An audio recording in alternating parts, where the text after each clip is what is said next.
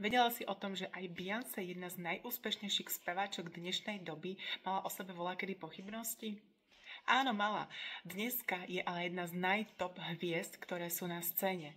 A prečo je to tak? Pretože sa zbavovala jednoducho svojich presvedčení.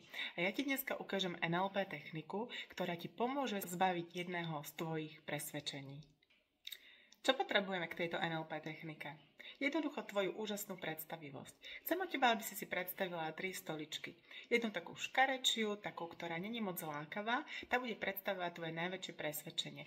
Potom taká stredná stolička, ktorá bude krajšia a budeš si nej cítiť pohodlnejšie. A na záver to bude jedno dokonalé kreslo, ktoré ty považuješ za takéto najtop pre teba. Presný popis k tejto technike nájdeš tuto dole pod týmto reelskom. Budeš to mať postup krok za krokom. Prejdi si ho celé. Ja budem zvedavá na tvoje výsledky. Zbav sa jedno z obmedzujúcich presvedčení a potom sa so mňou podiel do komentára, ako sa ti darilo. Budem sa tešiť.